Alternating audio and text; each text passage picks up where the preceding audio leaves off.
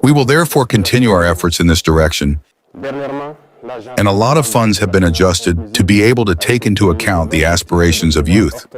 Recently, the National Agency for Inclusive Finance was created, and the objective is to be able to obtain loans for young people and to be able to follow their activities. Good morning, good afternoon, good evening, wherever you are watching from. Welcome back to my YouTube space. I am the Kenyan Beast. Now, 2025 has started and we have seen African leaders, the speech they give. And we have politicians and we have leaders. That's what I say always. A politician is someone who gives promises every now and then. When he gets the mic like this, he gives promises and will never achieve even one of them. Now, in 2025 or in 2024, 31st, the eve of New Year, Ibrahim Traore came out with a speech that shocked all the corrupt African leaders, all the leaders from Africa. Also, when I talk about leaders of Africa and corrupt leaders, I cannot cease to mention William Ruto or President of Nigeria, Tinubu. In 31st, Ibrahim Traore gave a speech that shocked everyone, and Africans in diaspora, Black Americans, and all the people were happy with this speech because he means what he says. But the people or the leaders who are kind of corrupt, the leaders who they don't have something good to give to the people of Africa, they were like, nah, what is this guy saying? He is ruining everything. Now, on that first 2024, Traore of Burkina Faso, or the president of Burkina Faso, delivered a significant end-year address to the nation. In this speech, he reflected on the challenges and achievement of the past year and outlined his vision for 2025. He emphasized the importance of unity, resilience, and collective effort in overcoming obstacles and building a prosperous future for Burkina Faso. He also highlighted the need for reasonable dialogue to honor ancestors and reclaim the world through an African lens. The speech is here. I therefore pay a living tribute to all the fighting forces who fight day and night until the supreme sacrifice so that our country remains and remains. I wish a prompt recovery to all those who were injured in this barbarism, and I pray for the rest of the souls of all those who fell in this battle. Also, I would like to pay tribute to the valiant Burkina Faso people, both internally and externally, who continue to contribute massively so that we lead this war and also that we start our real development. 2024 has been a year full of challenges.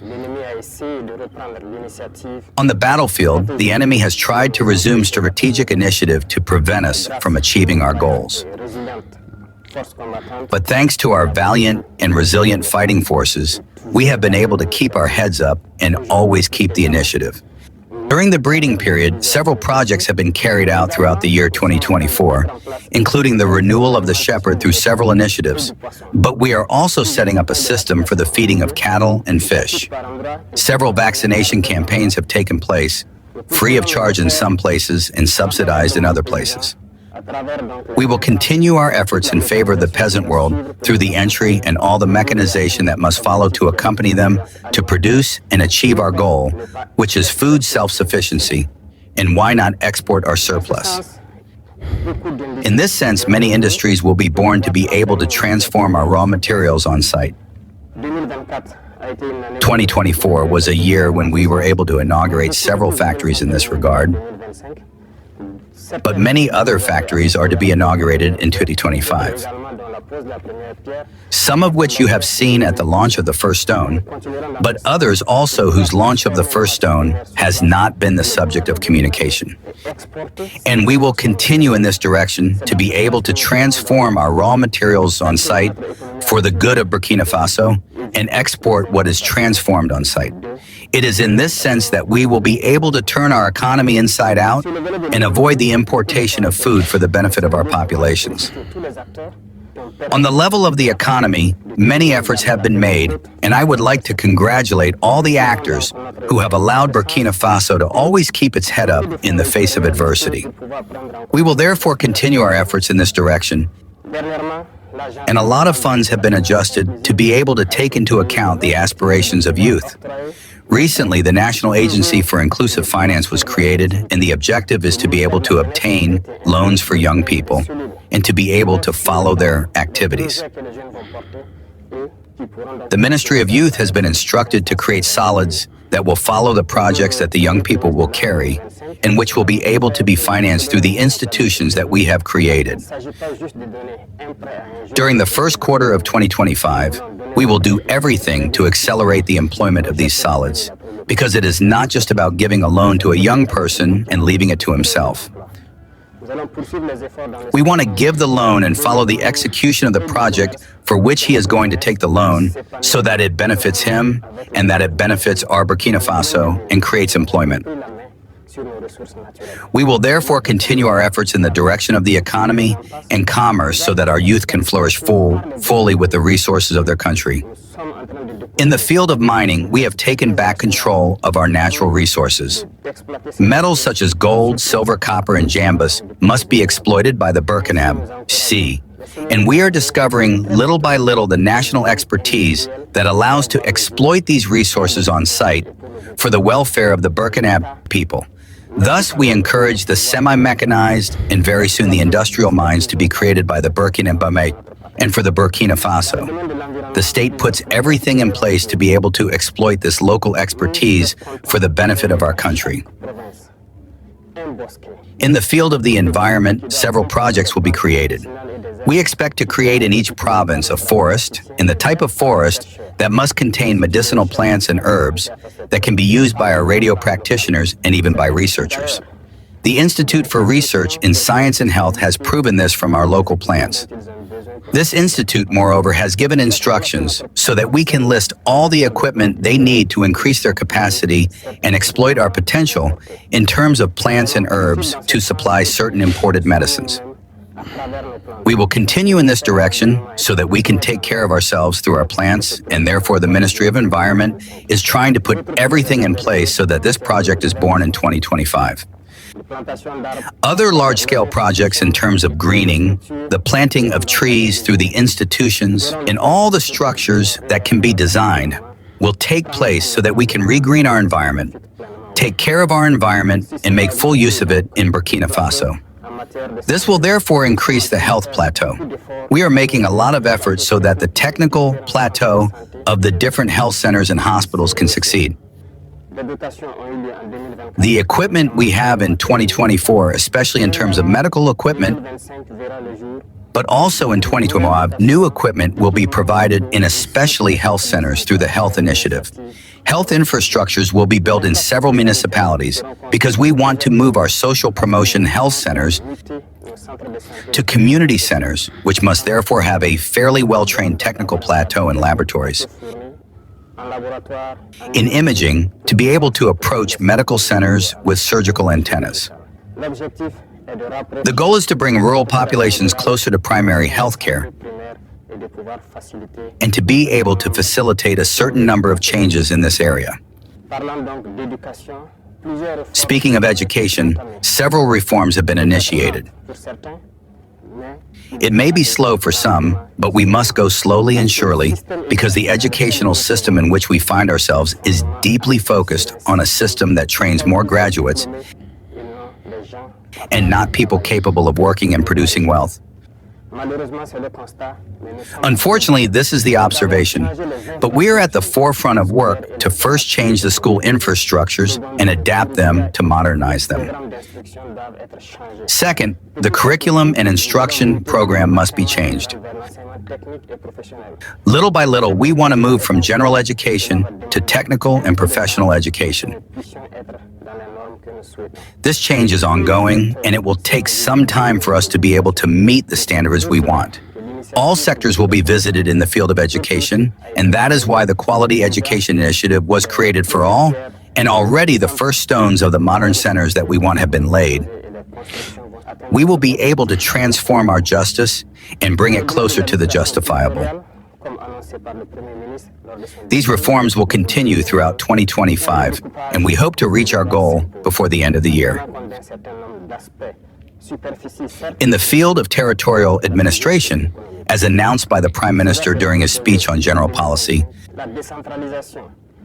a recutting of the territory is necessary, taking into account a number of aspects, certainly superficial, but above all, strategic and economic.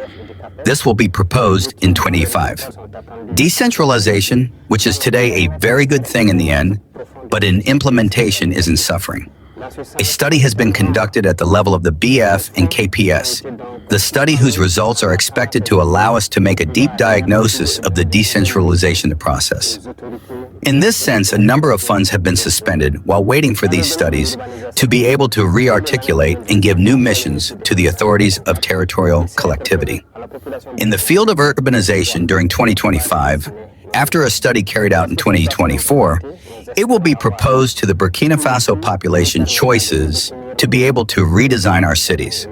When these choices are presented, we hope to have a solution that will allow us to redefine our cities and to be able to make an urbanization that meets the current standards.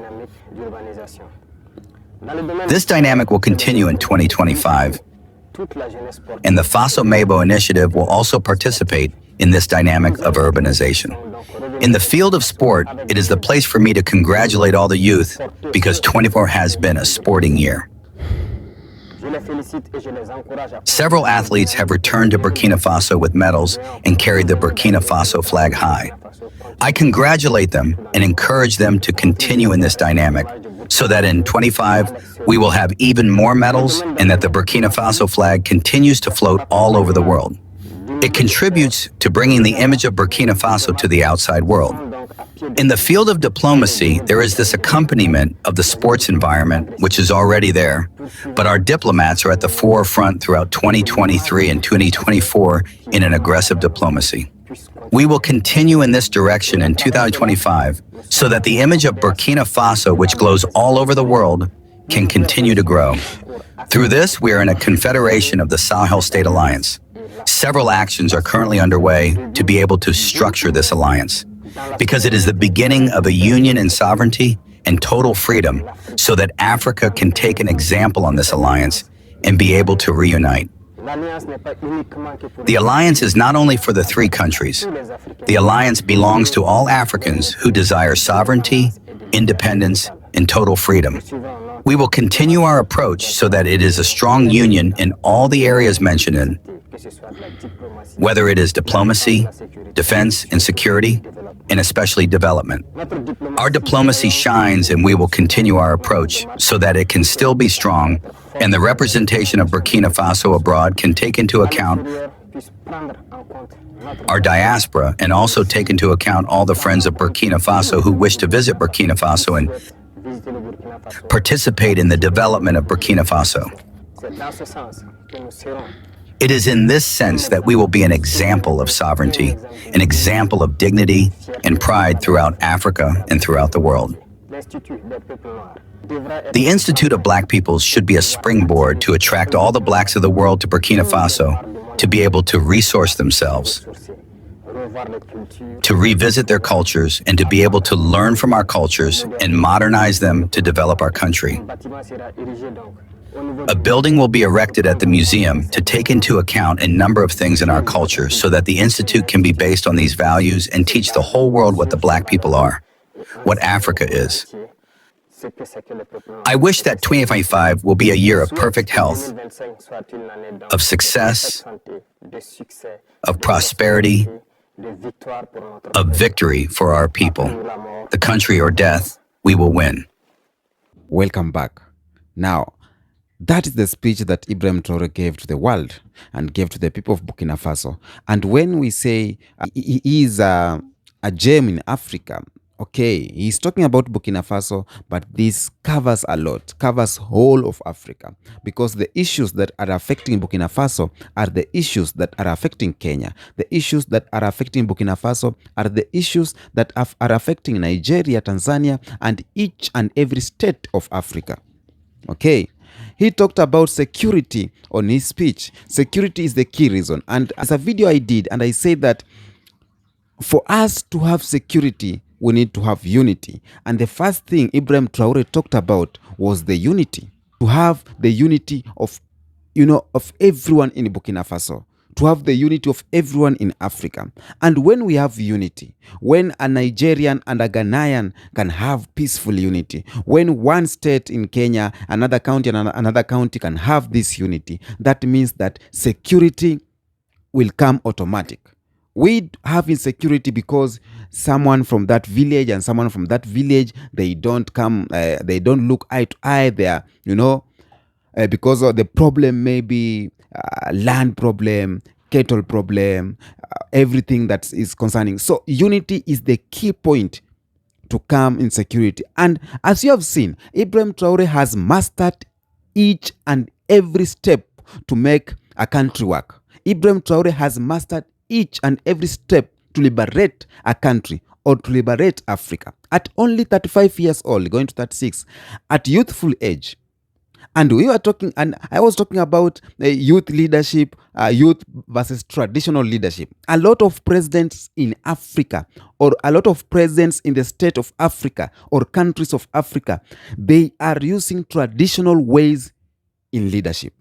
And traditional ways means it's a gradual improvement, gradual success. When you are building a road, you don't have to finish it fast. Just 10 years is enough for 5 kilometers. Gradual change. But Ibrahim Traore is here for a rapid change, for a rapid success, because we are capable of doing that rapid success. We have everything, starting from oil, starting from uranium, gold, and everything.